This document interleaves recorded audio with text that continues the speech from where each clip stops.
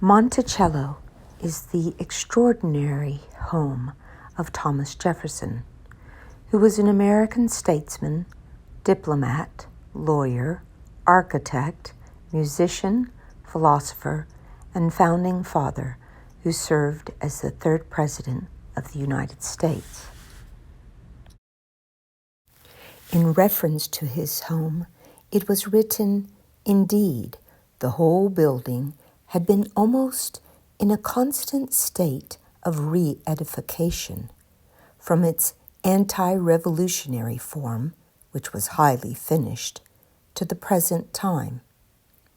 Jefferson had said, "And so I hope it will remain during my life," said he to a visitor, "as architecture is my delight, and putting up and pulling down one of my favorite amusements." It's interesting to read what others wrote of Jefferson when they met him. Of Marquis de Chastellux, who was a lettered man and fought in the American Revolution, visited Monticello in April of 1782. This is what he wrote of Jefferson. "Nevertheless, I at first found his manner grave and even cold, but I had no sooner spent 2 hours with him than I felt as if we had spent our whole lives together. Walking, the library, and above all, conversation, which was always varied, always interesting, always sustained by that sweet satisfaction experienced by two persons who, in communicating their feelings and opinions, invariably find themselves in agreement, and who understand each other at the first hint. All these made my 4 days spent at Monticello seem like 4 minutes." It is said that at all times books were Jefferson's chosen companions, and at one time he had over 7,000 in his collection. In 1800, Margaret Bayard Smith, the wife of a Republican newspaperman, wrote of Jefferson.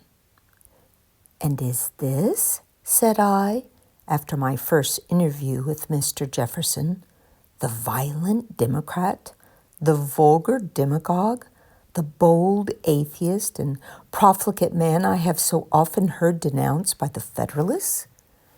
Can this man so meek and mild, yet dignified in his manners, with a voice so soft and low, with a countenance so benignant and intelligent, can he be that daring leader of a faction, that disturber of the peace, that enemy of all rank and order?" I happened to be seated next to him and had the pleasure of his conversation on several subjects. Throughout his years, he maintained a keen interest in new technology.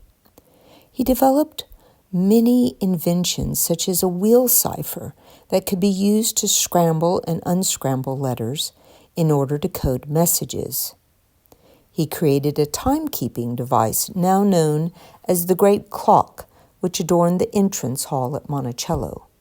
The clock was made using cannonballs that hung on either side of the doorway, powered by gravity, and the time was read by looking at where the cannonballs hit markings on the wall. The great clock was connected to a large copper gong on the roof. Jefferson also invented a folding ladder for repairs to the clock, which was later adopted for use in pruning trees and for retrieving books in libraries. As Jefferson traveled often, he was inspired to create a portable copying press and a lap desk that held all the tools that he needed on a given day away from his home. He is credited with inventing a macaroni machine, a revolving chair with a leg rest and writing arm, a revolving bookstand, and mechanical dumbwaiters that allowed him to pull wine up to the dining room from the cellar. He also created new types of iron plows, created especially for hillside plowing. We visited Monticello on a very hot summer day when there were hordes of visitors. But I have to say, it was well worth it.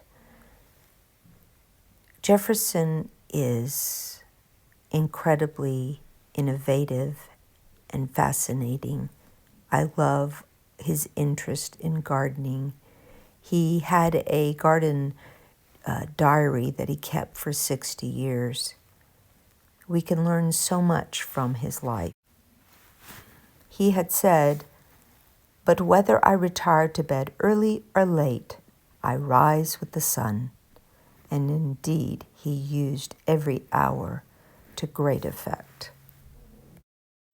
I hope you enjoyed our trip to Monticello and will join us on future adventures.